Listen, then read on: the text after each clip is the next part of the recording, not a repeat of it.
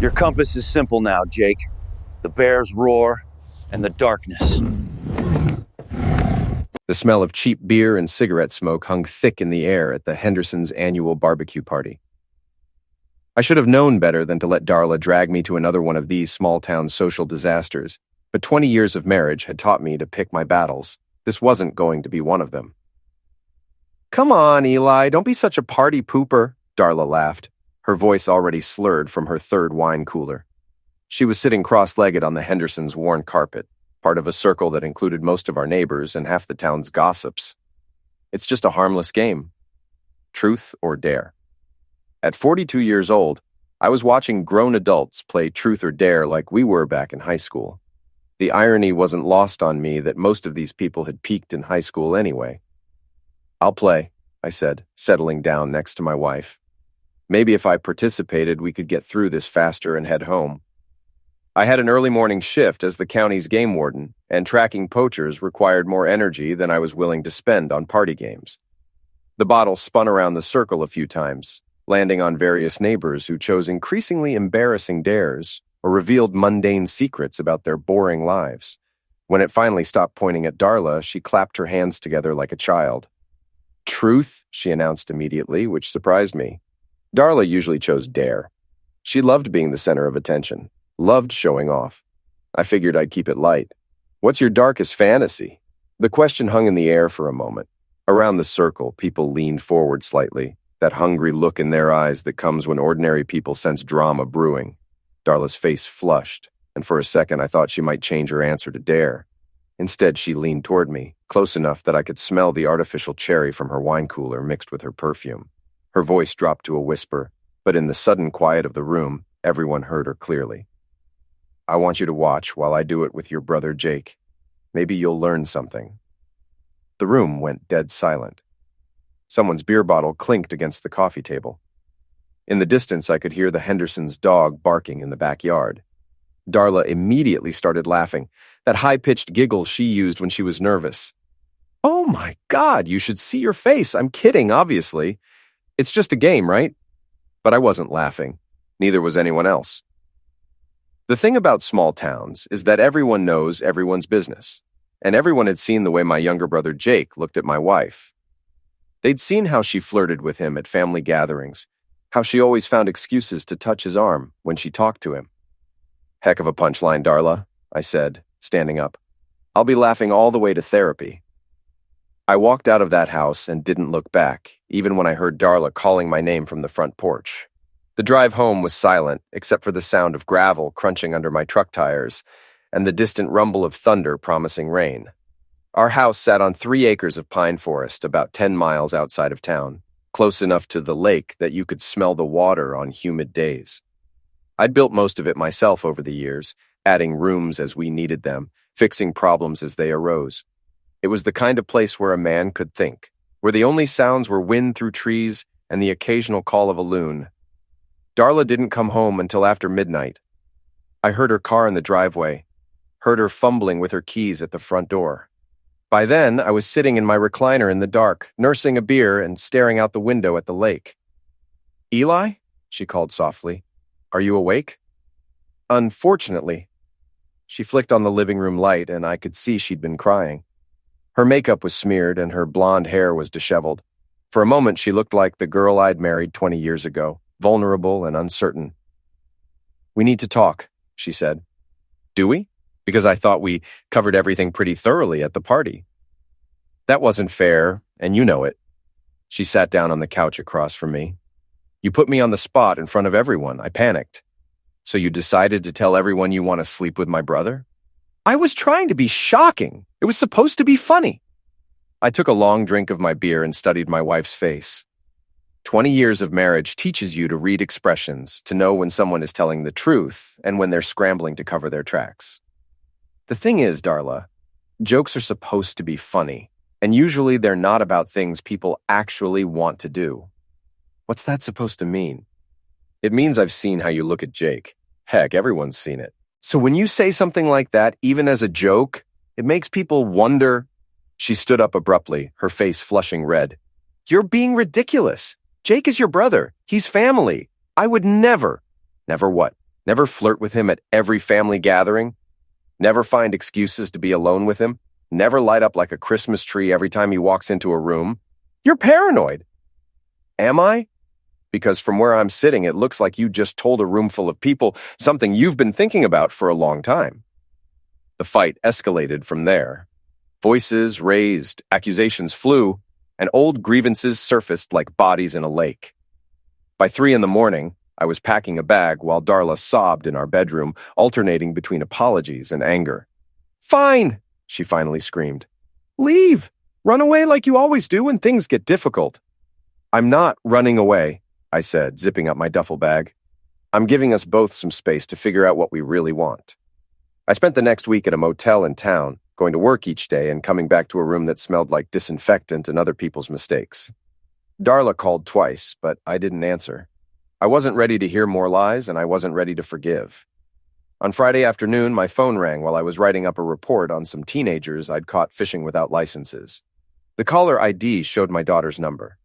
"Hey, Maddie," I answered. "How's college treating you?" "Dad," her voice was tight, strained. "We need to talk. Can you meet me somewhere?" "What's wrong?"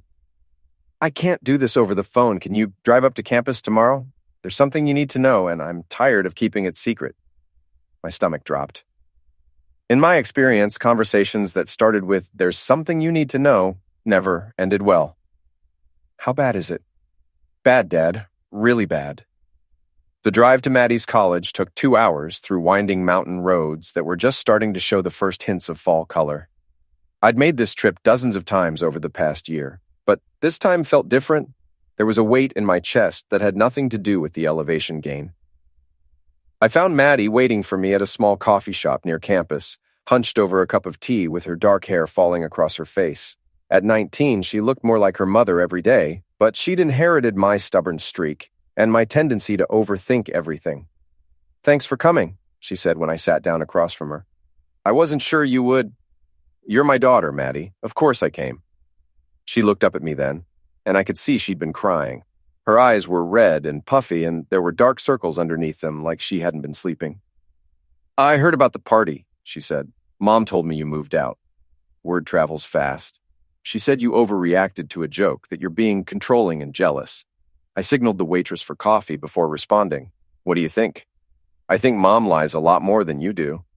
The waitress brought my coffee, and I used the interruption to study my daughter's face.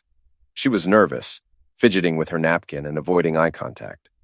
"What did you want to tell me?" I asked. Maddie took a shaky breath. "Last summer, when I was home from school, I heard Mom and Uncle Jake arguing in the kitchen. I was upstairs, but they were being loud, and sound carries in that house." "What were they arguing about?" "Me." She finally looked directly at me. "Mom was upset about something, and she said maybe she should just tell me the truth, that maybe I deserved to know that you weren't my real father." The coffee cup slipped in my hand, and hot liquid splashed across the table. I grabbed napkins to clean it up, buying myself time to process what she'd just said. "And what did Jake say?" "He told her she was being stupid, that it would destroy the family and ruin everything. He said I was your daughter in every way that mattered, and that's how it should stay." I sat back in my chair, feeling like I'd been punched in the stomach. "How long have you been carrying this around?" "Since July. I've been going crazy trying to figure out what to do with it. Part of me hoped I'd misunderstood, but after what happened at the party..." "You think it's true?" Tears started flowing down her cheeks. "I don't know, Dad, but I needed to tell you. You deserve to know what I heard." We sat in silence for a few minutes while Maddie cried, and I tried to wrap my head around the possibility that my daughter, the best thing in my life, might not actually be mine. The timing would work. Jake had lived with us for a few months when Darla was pregnant, after he'd gotten laid off from a construction job. "What do you want me to do with this information?" I asked finally. "I want to know the truth, whatever it is." I reached across the table and took her hand. "Okay, but you need to understand that whatever we find out, nothing changes between us. You're my daughter, Maddie. Biology doesn't change that." "Promise." "Promise." The drive home was a blur of anger and memories. I kept replaying conversations, looking for clues I'd missed. Jake had always been good with Maddie, always seemed to have a special connection with her. I'd thought it was just because he was the fun uncle, The guy who showed up with presents and took her fishing. Now I wondered if there was more to it. I stopped at a pharmacy in town and bought a DNA test kit, the kind you could order online, but they sold over the counter now. The instructions were simple. Swab the inside of your cheek, mail it in, wait 2 weeks for results. Getting Maddie's sample was easy. She was expecting it. Getting Jake's would be trickier, but I had an idea. That weekend, I drove to Jake's house on the pretense of returning some tools I'd borrowed.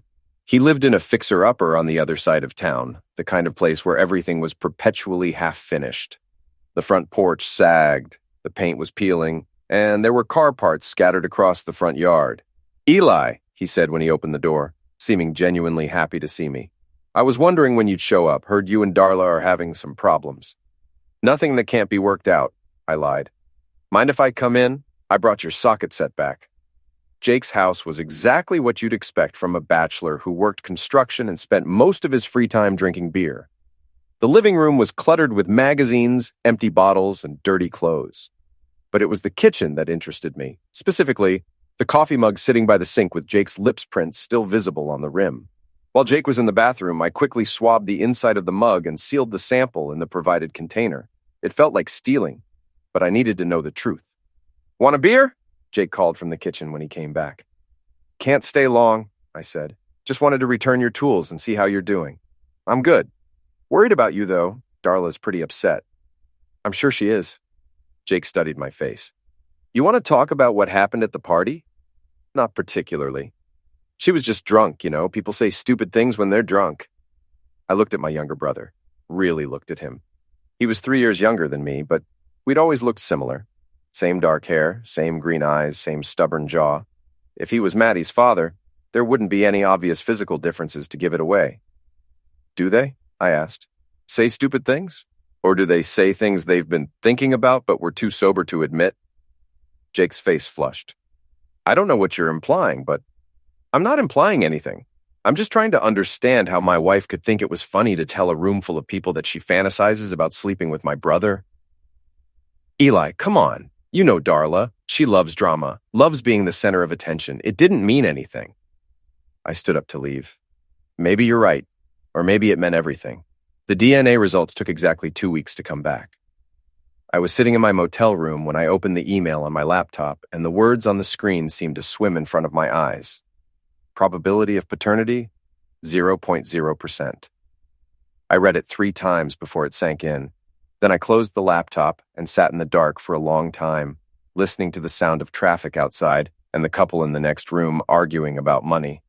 Maddie wasn't my daughter. My wife had been sleeping with my brother for at least 20 years, and I'd been too blind or too trusting to see it. But as I sat there in that dingy motel room, something else started to grow alongside the pain and betrayal. It was cold and calculating, and it felt like the moment when you're hunting and you finally get a clear shot at your target. I was going to make them pay for what they'd taken from me, but I was going to be smart about it. The plan came to me gradually, like dawn breaking over the lake. I'd always been a patient hunter, willing to wait for the perfect moment, and this wouldn't be any different.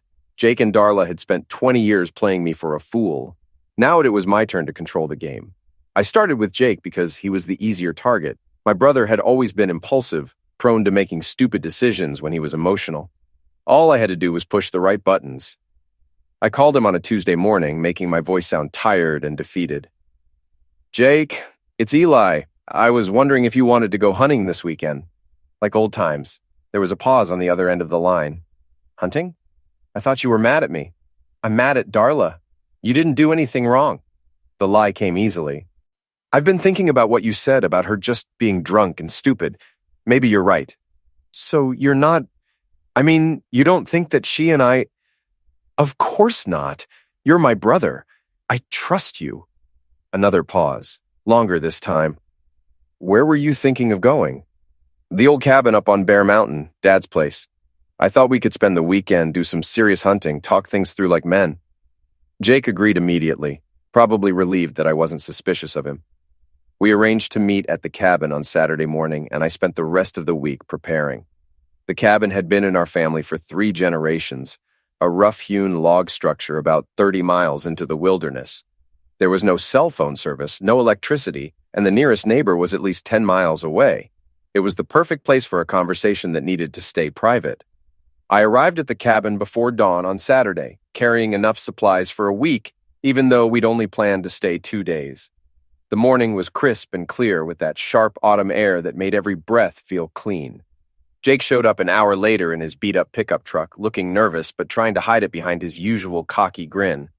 "Man, I haven't been up here in years," he said, shouldering his rifle and backpack. "Remember when Dad used to bring us up here as kids?" "I remember a lot of things," I said. "Come on, let's get settled and then head out. I scouted some good spots yesterday."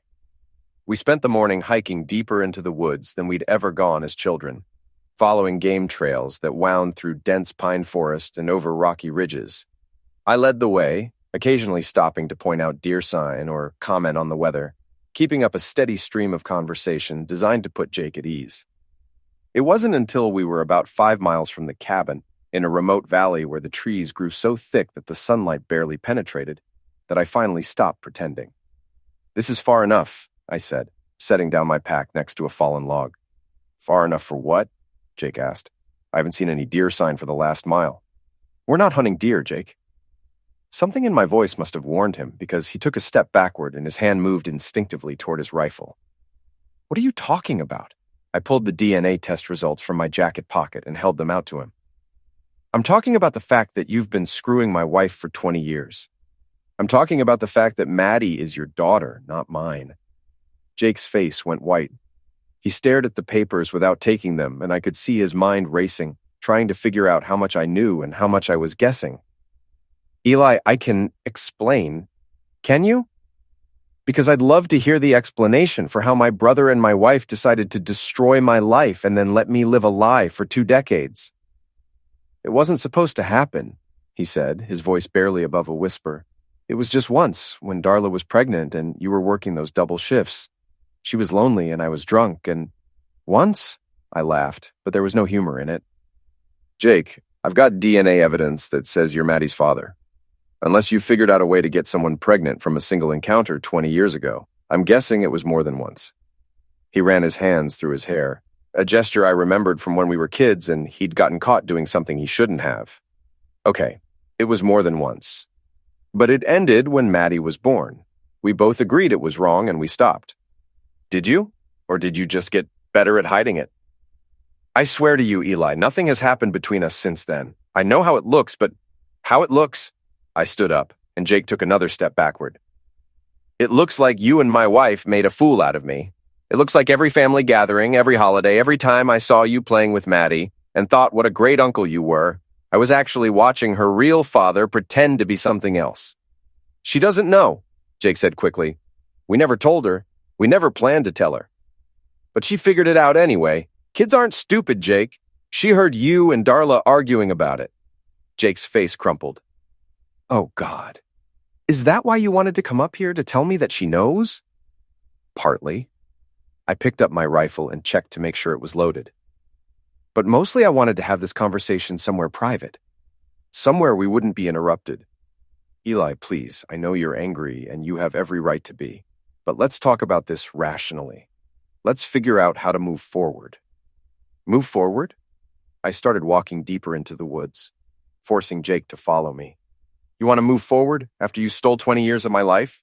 I didn't steal anything. You're still Maddie's father in every way that matters. You raised her, you loved her, I loved a lie." I stopped walking and turned to face him. Every time I looked at her, I saw my daughter. Every time I was proud of something she accomplished. Every time I worried about her. Every time I planned for her future. All of it was based on a lie that you and Darla decided to tell me. We were deep in bear country now, in a part of the forest where the undergrowth was thick and the animal trails crisscrossed in confusing patterns. I'd been here before, many times, but Jake hadn't. He was already looking around nervously, trying to keep his bearings. "Where are we going?" he asked. "There's something I want to show you," I said. "A place Dad brought me once when I was about 12.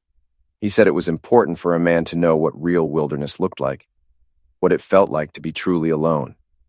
We walked for another 20 minutes, climbing steadily uphill through terrain that grew increasingly rough. Finally, I stopped at the edge of a small clearing where a rocky outcropping overlooked a deep ravine. "This is it," I said. Beautiful, isn't it? Jake was breathing hard from the climb, and sweat was beading on his forehead despite the cool air. Yeah, it's nice, but I think we should head back. It's going to be dark soon. In a few hours, I agreed. Plenty of time. Time for what? I sat down on a boulder and gestured for Jake to do the same. Time for you to tell me the truth. All of it, from the beginning. Jake remained standing, his rifle clutched in his hands like a security blanket.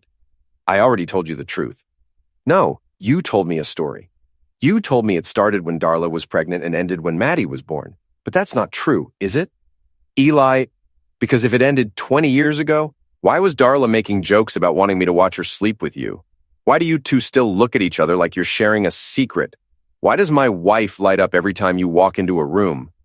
Jake was quiet for a long moment, staring down into the ravine. When he finally spoke, his voice was so low I had to strain to hear him. It never really ended, he admitted. We tried to stop, but what? But we couldn't. We love each other, Eli. We always have. The words hit me like a physical blow, even though I'd been expecting them. Hearing it confirmed was different from suspecting it. How long? I asked. Since high school. Since before you two started dating. I closed my eyes and tried to control my breathing. So when I married her, she was already pregnant with Maddie. She thought the baby was yours because you two had been together too. But after Maddie was born and started looking more like me. You knew. You both knew, and you let me believe she was mine. We didn't know for sure until she was older. And by then, you loved her so much. We couldn't take that away from you. I stood up abruptly, my hands shaking with rage. You couldn't take that away from me? You'd already taken everything else. Jake raised his rifle slightly, not quite pointing it at me, but making it clear he was ready to defend himself. Calm down, Eli. Let's talk about this like adults. Adults? I laughed bitterly. Adults don't sleep with their brother's wife for 20 years. Adults don't let someone raise a child that isn't theirs without telling them the truth. What did you want us to do? Destroy 3 lives to make ourselves feel better? I wanted you to be honest with me. I wanted the chance to make my own decisions about my life instead of living a lie that you two created. We stared at each other across the clearing. 2 brothers who had become strangers, both holding rifles and both angry enough to use them. The sun was starting to set, casting long shadows through the trees, and somewhere in the distance, I could hear the sound of something large moving through the underbrush. So what happens now? Jake asked. I looked around the clearing at the rocky outcroppings and the dense forest that surrounded us, and I made a decision that I'd been considering ever since I'd gotten the DNA results. Now you find your own way home, I said. What do you mean? I shouldered my rifle and picked up my pack. I mean, I'm leaving. You can follow these trails back to the cabin if you're smart enough, or you can spend the night in the woods. Either way, you're on your own. You can't be serious. It's getting dark, and I don't know these trails like you do. You should have thought of that before you decided to betray me. I started walking back toward the main trail, but Jake called after me. Eli, wait! This is crazy! You can't just leave me out here? I turned back to look at him one last time. You left me in the dark for 20 years, Jake. Let's see how you like it. I walked away then, following a game trail that would take me back to the cabin by a roundabout route. Behind me, I could hear Jake calling my name, but I didn't stop. I didn't look back. It wasn't until I was almost back to the cabin that I heard the roaring. The sound that came echoing through the forest was something between a scream and a roar, followed by thrashing in the underbrush and then an awful, sudden silence. I knew what it was immediately. I'd heard it once before, when I was 16 and witnessed a hiker get too close to a mother bear with cubs. I stopped walking and listened, but there was nothing more. Just the normal sounds of the forest settling into evening quiet. Part of me wanted to go back to make sure Jake was okay, but a larger part of me, the part that had been carrying 20 years of betrayal and lies, kept walking toward the cabin. Whatever had happened in those woods, Jake had brought it on himself. I spent the night at the cabin, lying awake in my sleeping bag and staring at the ceiling. Every few hours, I'd step outside and listen for sounds of Jake making his way back, but I never heard anything. By morning, I knew he wasn't coming back.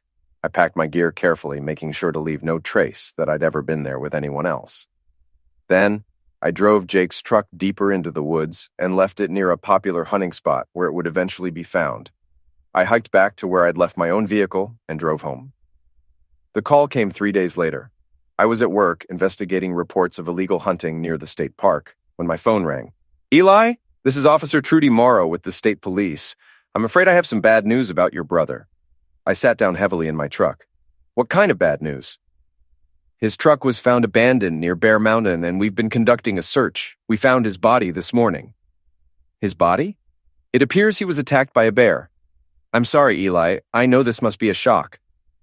I was quiet for a long moment, processing the information.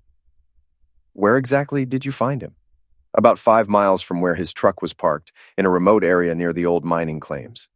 It looks like he was hiking alone and surprised a bear, probably a mother with cubs getting ready for winter. That doesn't sound like Jake. He knew better than to hike alone in bear country. People make mistakes when they're in unfamiliar territory. The medical examiner will conduct a full investigation, but right now it looks like a tragic accident. Officer Morrow asked me to come to the station to answer some questions, which I'd been expecting. I drove there directly from work, still wearing my game warden uniform, and tried to look like a man who'd just lost his brother instead of a man who'd caused his brother's death. When was the last time you saw Jake? Officer Morrow asked. She was a tough-looking woman in her 40s with graying hair and skeptical eyes. About a week ago, I stopped by his house to return some tools I'd borrowed. How did he seem? Normal. Maybe a little worried about me and Darla having problems, but nothing unusual. Did he mention any plans to go hiking or hunting? Not to me. Jake wasn't much of a solo outdoorsman. He preferred hunting with other people. Officer Morrow made notes as I talked, occasionally asking follow-up questions about Jake's state of mind, his experience in the woods, and whether he'd seemed depressed or struggling with dark thoughts. I answered everything honestly, or as honestly as I could, without incriminating myself. Is there any reason you can think of that Jake would have gone to Bear Mountain alone? She asked. I pretended to consider the question. Our family has an old cabin up there. Maybe he wanted to check on it, make sure it was secure for winter. We didn't find any cabin. It's pretty remote. You'd have to know exactly where to look. Officer Morrow closed her notebook and studied my face. Mr. Reed, I have to ask, were you and your brother having any kind of dispute? Any reason he might have been upset or acting erratically? No more than usual. Jake was always a little hot-headed, but we got along fine. What about your wife? How did she and Jake get along? The question hung in the air between us, loaded with implications. I met Officer Morrow's eyes steadily. They got along fine. Jake was Maddie's favorite uncle. He was part of the family. After 2 hours of questions, Officer Morrow let me go with instructions to call if I remembered anything that might be relevant to the investigation. I drove home slowly, taking the long way around the lake, trying to prepare myself for what came next. Darla was waiting for me when I got home. She was sitting on the front porch with a suitcase beside her, and her face was streaked with tears. I heard about Jake, she said when I got out of the truck. Yeah, it's terrible. She studied my face, looking for something I wasn't sure she'd find. Where were you when it happened? Working. Officer Morrow already checked my schedule. That's not what I meant. I sat down on the porch steps, suddenly exhausted. What did you mean? I meant, did you have anything to do with Jake being in those woods? We looked at each other for a long moment. Husband and wife, two people who'd shared 20 years of marriage and were now sharing 20 years of lies. Why would you ask me that? I said finally. Because I know you, Eli. I know how your mind works. And I know you've been acting strange since the party. My brother is dead, Darla. I'm allowed to act strange. She picked up her suitcase and stood up. I'm going to stay with my sister for a while. Until after the funeral, at least. Probably a good idea. Is there anything you want to tell me? Anything at all? I looked at my wife, really looked at her, and saw a woman I didn't recognize. The girl I'd married was gone, replaced by someone who'd been lying to me for longer than we'd been telling the truth. Yeah, I said. I know about Maddie. Darla's face went white. What about Maddie? I know she's Jake's daughter. I know you two have been having an affair for 20 years. I know everything. She sat back down heavily, the suitcase falling over beside her. How? DNA test. Maddie told me what she overheard you and Jake arguing about. Oh, God. She put her face in her hands. Eli, I can explain. Can you? Because Jake tried to explain and it didn't go very well for him. She looked up at me sharply. What does that mean? It means I'm done with explanations. I'm done with lies. I'm done with both of you. Darla left that afternoon. and I didn't try to stop her. The house felt different without her in it. Cleaner somehow, like a wound that had finally been allowed to heal. The funeral was held a week later at the Methodist church in town. Half the county showed up because Jake had been well-liked despite his flaws. I sat in the front row with Darla and Maddie, playing the role of the grieving brother while people offered their condolences and shared memories of Jake's life. Maddie hadn't spoken to me since learning about her father's death. She sat between me and Darla during the service, but she might as well have been 1,000 miles away. I could feel her anger and confusion radiating off her like heat. After the burial, people gathered at the church hall for food and more stories about Jake. I was standing near the coffee table, listening to one of Jake's coworkers talk about what a good guy he'd been, when Maddie finally approached me. "Can we talk?" she asked quietly. We walked outside into the parking lot, away from the crowd and the noise. "Did you hurt him?" she asked without preamble. The question hit me like a slap. "What? Did you hurt Jake? Because of what I told you?" I looked at my daughter, Jake's daughter, and saw myself reflected in her eyes. The same stubborn determination, the same refusal to accept easy answers. "No," I said, "I didn't hurt him. But you were with him when he died." "No, I wasn't." "Don't lie to me, Dad. I've had enough lies." I was quiet for a long moment, trying to figure out how to tell her the truth without destroying what was left of our relationship. "I confronted him," I said finally. "I took him to the woods and I confronted him about you, about your mother, about everything. We argued and I left him there. But I didn't end him." "You left him alone in the woods?" "He was a grown man, Maddie. He knew how to take care of himself." She stared at me for a long time, and I could see her trying to decide whether to believe me or hate me. "He was my father," she said finally. "Yes, he was. But you're still my daughter." "Am I? Because right now I don't know who you are anymore." She walked away then, back toward the church hall, and I knew I'd lost her too. Jake and Darla had taken everything from me, and even in death they were still taking more. But I wasn't done with them yet. 3 months after Jake's funeral, Darla filed for divorce. She wanted half of everything: the house, my pension, my savings, even the cabin where her lover had died. She claimed I was emotionally cruel, that I'd driven her to seek comfort elsewhere, that the breakdown of our marriage was entirely my fault. She hired a lawyer from the city, a sharp-dressed woman who specialized in taking men to the cleaners.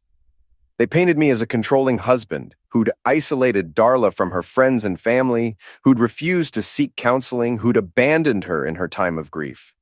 What they didn't count on was my patience and my attention to detail. 20 years as a game warden had taught me how to track prey, how to gather evidence, and how to wait for the perfect moment to strike. I hired my own lawyer, a local man named Tom Bradley, who'd handled my father's estate and knew how small towns worked. Tom was in his 60s, with white hair and a grandfatherly manner that hid a sharp legal mind. "She's claiming adultery drove her to seek comfort with your brother," Tom told me during our first meeting. "But if we can prove the affair started before any problems in your marriage, we can turn that around on her." "How do we prove that?" "We start digging. Phone records, credit card statements, witness testimony. If they've been carrying on for 20 years, there's got to be evidence." Tom was right. Once we started looking, the evidence was everywhere. Hotel receipts from business trips Jake and Darla had taken together. Cell phone records showing hundreds of calls and text messages between them. Credit card charges at restaurants where they'd met for lunch while I was at work. But the most damaging evidence came from an unexpected source. I was cleaning out Jake's house, which had been left to me in his will, when I found a shoebox hidden in his bedroom closet. Inside were letters, dozens of them, written by Darla over the years. Love letters, explicit letters, letters talking about their future together and how they wished they could be open about their relationship. The letters were dated starting from just after Darla and I were married and continuing right up until a few weeks before Jake's death. They painted a clear picture of a long-term affair, complete with plans to leave me once Maddie was out of college. "This is a gold mine," Tom said when I showed him the letters. "She can't claim temporary insanity or marital problems when we have evidence of a 20-year affair." The divorce proceedings turned ugly fast. Darla's lawyer accused me of breaking into Jake's house and planting evidence. They claimed the letters were forgeries, that I was trying to destroy Darla's reputation out of spite. But handwriting experts confirmed the letters were genuine. and the dates on the postmarks corroborated the timeline. Faced with overwhelming evidence, Darla's lawyer advised her to settle out of court. I gave her the bare minimum required by law, enough to rent a small apartment and get by for a few years. Everything else, including the house and the cabin, stayed with me. But money wasn't really what I was after. I wanted something more valuable than cash. I wanted her reputation. The annual Harvest Festival was held in October, 6 months after Jake's death. It was the biggest social event of the year in our small town, with food booths, craft vendors, and a beer garden that stayed open until midnight. Everyone who was anyone would be there. I'd been planning for weeks, waiting for the perfect moment to reveal what I'd learned about my wife and brother. The festival would give me an audience, and the public setting would prevent Darla from simply walking away. I found her near the bandstand, surrounded by her usual group of friends and admirers. She was wearing a black dress, still playing the grieving sister-in-law, and holding a cup of wine. She looked beautiful and vulnerable, exactly the image she'd been cultivating since Jake's death. "Hello, Darla," I said, approaching the group. The conversation stopped immediately. Everyone in town knew about our divorce, and most people had chosen sides. Darla's friends closed ranks around her, but I could see the curiosity in their eyes. "Eli," Darla said coldly, "I didn't expect to see you here. Wouldn't miss it. I have something I wanted to share with everyone." I pulled out a manila envelope and removed several of the letters Jake had hidden in his closet. I'd made copies and highlighted the most damaging passages. "I found these when I was cleaning out Jake's house," I said, loud enough for nearby conversations to stop. "I thought people might be interested in reading them, since there's been so much speculation about why our marriage ended." Darla's face went white. "You can't what? Share letters that my wife wrote to my brother? Letters where she talks about how much she loves him, how she wishes they could be together, how she's been lying to me for 20 years? I started reading from one of the letters, my voice carrying across the crowd that was gathering around us. "My dearest Jake, I can't stand pretending anymore. Every time Eli touches me, I think about you. Every time he says he loves me, I want to scream that I belong to someone else. If it wasn't for Maddie, I would leave him tomorrow and we could finally be together." The crowd was dead silent now, hanging on every word. I could see phones coming out, people recording what was happening. "This one's from last year," I continued, pulling out another letter. "I know you think we should wait until Maddie graduates college, but I'm tired of waiting. I'm tired of living a lie. Eli suspects something. He's been asking questions about us. Maybe it's time to tell him the truth." "Stop," Darla whispered, but I wasn't finished. "And this one's my personal favorite," I said, unfolding a third letter. "Do you remember the night Maddie was conceived? We were so careless, but I'm glad we were.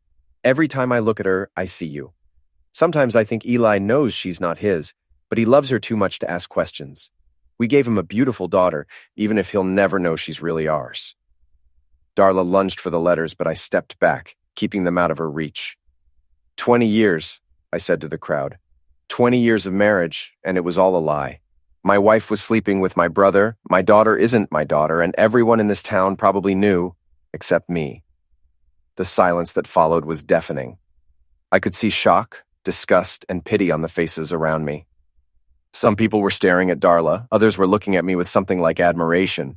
"You bastard!" Darla hissed. "How could you do this to me? How could I do this to you?" I laughed, but there was no humor in it. "You destroyed my life, Darla. You and Jake made a fool out of me for 20 years. This is just returning the favor." I folded the letters and put them back in the envelope. "Enjoy the festival, everyone," I said. "And don't believe everything people tell you about their marriages. Sometimes the truth is more interesting than the fiction." I walked away then, leaving Darla standing in the middle of a crowd that was already starting to whisper and point. By morning, everyone in town would know what she'd done. By the end of the week, she'd probably have to leave town entirely. It was exactly what I'd been hoping for. The final piece of my revenge came 2 weeks later, when Maddie called me for the first time since the funeral. "I heard what you did at the festival," she said without preamble. "Did you?" "Mom's moving to Florida. She says she can't show her face in town anymore. Probably for the best." There was a long pause before Maddie spoke again. "I found something in Jake's house. Something I think you should see." We met at a coffee shop in the city, the same place where she'd first told me about overhearing Darla and Jake arguing. This time, she was the one with evidence to share. "I went to the house before the estate sale," she said, sliding a small wooden box across the table. "I wanted something to remember him by. I found this hidden behind some books in his bedroom." I opened the box and found a collection of photographs, newspaper clippings, and handwritten notes. The photos showed Maddie at various ages, as a baby, a toddler, a child, a teenager. The newspaper clippings were from her school activities, her academic achievements, her college acceptance. The notes were in Jake's handwriting, documenting moments in Maddie's life like a father keeping track of his daughter's milestones. "He loved you," I said, looking through the collection. "In his own way, he really loved you." "I know. And I think in his own way, he loved you too." I looked up at my daughter, Jake's daughter, and saw something in her face that hadn't been there since before the funeral. Not forgiveness exactly, but understanding. "Does this change anything?" I asked. "I don't know. Maybe. I'm still angry at all of you, at him for lying, at Mom for lying, at you for what you did in the woods. I didn't end him, Maddie. I know, but you didn't save him either." She was right, and we both knew it. I'd left Jake alone in those woods knowing he might not make it back. I hadn't pulled the trigger, but I'd loaded the tool. "What happens now?" I asked. "I don't know. I'm going to finish college, figure out what I want to do with my life. Maybe someday we can have a relationship again, but not yet." "I understand." She stood up to leave, then turned back to me. "For what it's worth, you're still my dad. Biology doesn't change that." After she left, I sat in the coffee shop for a long time, looking through Jake's collection of memories. Pictures of a daughter he'd loved but could never claim, achievements he'd celebrated in secret, a life he'd watched from the shadows. In the end, maybe we'd all gotten what we deserved. Darla had lost her reputation and her home. Jake had lost his life. I'd lost my family. And Maddie had lost the only father she'd ever known, even if he hadn't been the man she'd thought he was. I drove home as the sun was setting, past the lake where I'd lived my whole life, past the town where everyone now knew my story. The house was empty and quiet, but for the first time in months, it felt like home. I'd gotten my revenge, but it had cost me everything I'd ever cared about. The question was whether it had been worth it. As I sat on my porch that night, listening to the sound of loons calling across the water, I realized I finally knew the answer. It had been worth every moment of pain, every sleepless night, every relationship I'd lost. Because for the first time in 20 years, I was living in the truth instead of someone else's lie. And that was something Jake and Darla could never take away from me.